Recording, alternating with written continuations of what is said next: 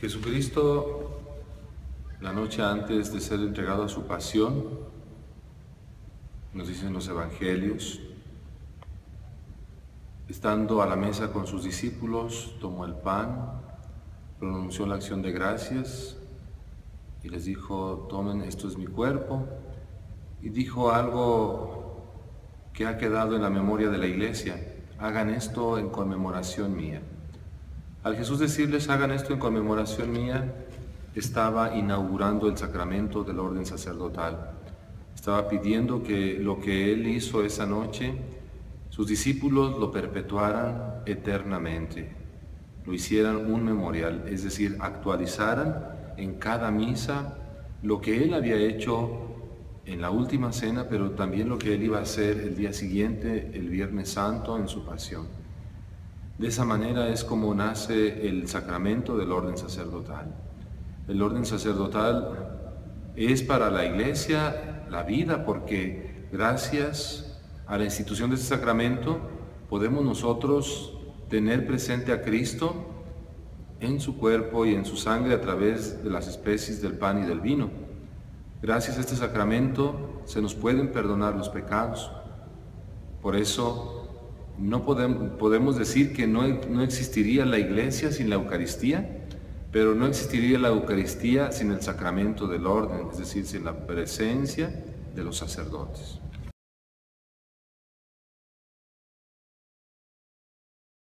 La importancia de este sacramento radica precisamente en eso, en hacer presente a Jesucristo en el altar.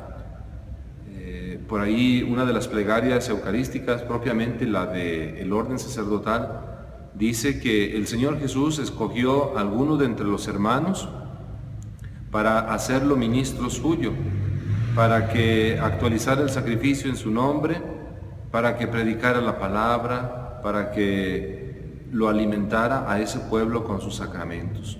Como decía, no puede existir iglesia sin Eucaristía, pero no puede existir la Eucaristía sin el sacerdote. Entonces, la vida de la Iglesia gira en torno al sacerdocio de Cristo. Propiamente el sacerdocio de Cristo es uno solo, y los sacerdotes participamos de ese sacerdocio, es decir, nosotros actualizamos el sacrificio en su nombre. Por eso podemos decir que le prestamos a Jesús nuestros labios, nuestras manos, nuestros labios para pronunciar esas palabras de la consagración y esas palabras del perdón, nuestras manos para bendecir al pueblo de Dios, ¿verdad? Vean ustedes la importancia de este sacramento. Si ustedes revisan, la vida de un cristiano gira o está muy en relación con el sacerdote, ¿no? Desde que nace, por el bautismo, y luego sigue la primera comunión, y luego sigue la confesión, y luego después el sacramento de la confirmación, del matrimonio, cuando las personas se enferman, la unción de los enfermos. Es decir, hay una estrecha relación entre este sacramento del orden sacerdotal con la vida de la Iglesia y concretamente con la vida de las personas, de los bautizados, de los fieles, ¿no? De tal manera que pues tú puedes acudir a un sacerdote, ¿no? Cuando quieres confesarte o cuando quieres una misa, o cuando tú le dices al Padre bendígame, o bendígame este objeto, o rece por mí, o ofrezca esta oración para que me vaya bien, ¿verdad? Entonces, el sacerdote es tomado de entre los hermanos, ¿verdad? Es igual, hombre, igual que todos los demás hombres, con los mismos defectos, con las mismas limitaciones, quizás hasta más, pero que Dios lo está llamando a esta vida, una vida donde tiene que hacer presente a Jesús a través de sus palabras, de su buen ejemplo, de su testimonio de vida.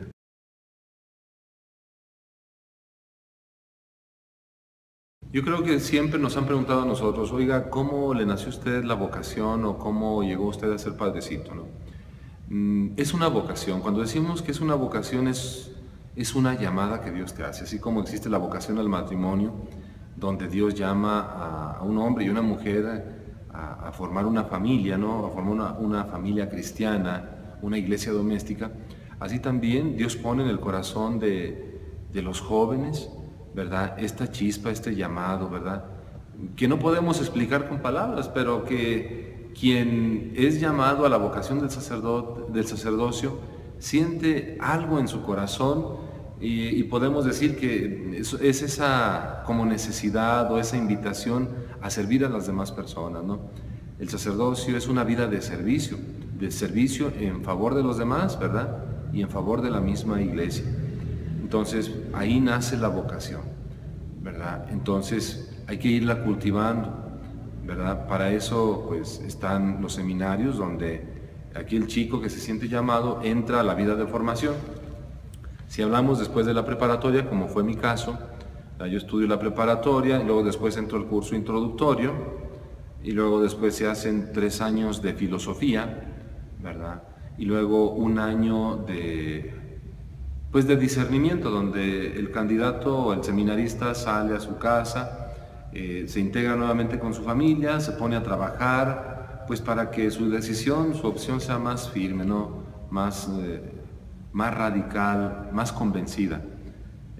Si el seminarista quiere continuar, ¿verdad? Porque pues en este año es un año para ver también, ¿verdad? Otras opciones. No quiere decir que se tenga que conseguir una novia para darse cuenta si va a ser sacerdote o no, pero claro, o sea, Dios mismo te va poniendo signos, ¿no?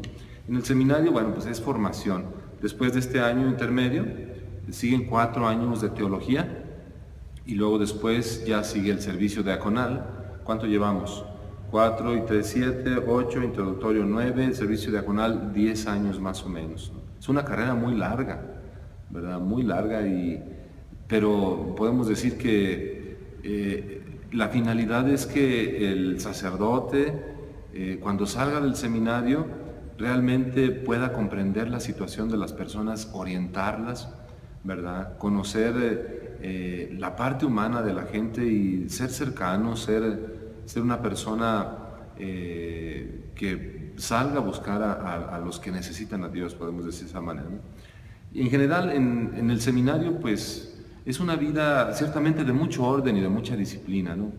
Desde el levanto, 6 de la mañana, hasta las últimas oraciones y toque de silencio sagrado, 9:30 de la noche. Durante el día, pues hay que se tiene misa en la mañana, oraciones, y luego después desayuno, y luego te pones a hacer el aseo del seminario, ¿verdad? Y luego siguen las clases. Es una escuela, ¿verdad? Con el mismo rigor, y creo yo que podemos decir que más rigor, ¿no? Porque ahí no podemos sacar menos de 8 para poder pasar, ¿eh? Y si no sacas más de 8, pues ya te tienes que ir despidiendo porque pues es mucho estudio, ¿no? En la tarde se tiene deporte, que puedo decirte que los seminaristas pues no, ahorita los padres no podemos decir lo mismo porque ya te metes a la vida del ministerio, ¿no? Y es más difícil practicar el deporte. Los seminaristas son muy buenos deportistas. Ya en la tarde, estamos hablando 4 de la tarde, es estudio hasta las 7 de la noche, que hay que rezar, 7:30, y después ya sigue cena, después actividades de recreación y a dormir, ¿no? Es más o menos cíclico, ¿no? Hay algunas otras actividades que varían, pero en general, ¿qué podemos decir del seminario? El seminario es el tiempo de formación, es la cercanía, es el acercarte a Jesús, es como cuando Jesús tenía a sus discípulos alrededor para instruirlos.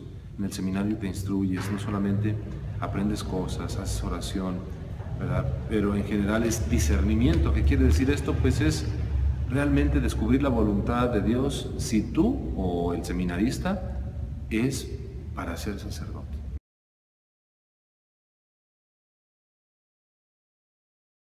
Un discípulo de Cristo podemos sintetizarlo en lo siguiente: es el que sigue a Cristo, es el que imita a Cristo, es el que tiene a Cristo en su mente y en su corazón, en sus labios y en su acción, ¿no?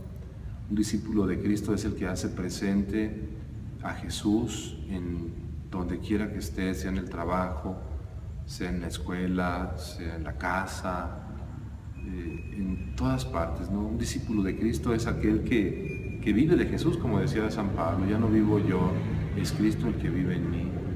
Un discípulo de Cristo es aquel que, como en el caso del Evangelio, el Señor lo encontró quizá en la playa, quizá en la mesa del recaudador de impuestos como Mateo, y les dijo, sígueme. Y como dice el mismo Evangelio, dejando todo, sigues a Jesús, ¿no? Un discípulo de Cristo es aquel que no le dice a Jesús nomás en el templo sí y afuera no, es el que le dice a Jesús sí donde quiera que esté, ¿no? Es congruente. Un discípulo de Cristo es alegre sobre todo, dice el Papa, ¿no? Papa Francisco. Yo creo que la principal característica del discípulo es la alegría, ¿no? La alegría que se contagia. No una alegría que se acaba, sino una alegría que permanece porque brota del corazón. El discípulo de Cristo es el que vive la amistad con Jesús en la oración, el que se alimenta de su palabra y sobre todo de los sacramentos, principalmente como es la Eucaristía y la confesión.